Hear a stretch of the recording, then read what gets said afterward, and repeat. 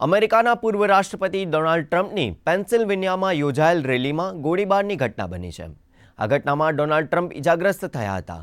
હુમલા બાદ ટ્રમ્પના ડાબા કાનમાંથી લોહી નીકળવા લાગ્યું હતું. જો કે ઘટનાની ગંભીરતાને ધ્યાને લઈને સિક્રેટ સર્વિસના અધિકારીઓએ ટ્રમ્પને સુરક્ષિત રીતે રેલીમાંથી બહાર લઈ ગયા હતા.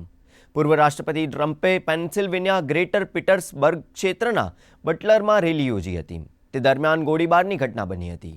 ગોળી વાગતા ટ્રમ્પ પોડિયમમાં નીચે ઝૂકી જતા તેમનો આબાદ બચાવ થયો હતો. આ ઘટના બાદ સ્થાનિકોમાં ડરનો માહોલ જોવા મળેલ. સિક્રેટ સર્વિસે જણાવ્યા અનુસાર ટ્રમ્પે હવે સુરક્ષિત છે અને સ્થાનિક હોસ્પિટલમાં તેમની સારવાર ચાલુ છે. આ ઘટનામાં સંડોવાયેલ હુમલાખોરને એજન્સીએ મોતને ઘાટ ઉતાર્યો હતો.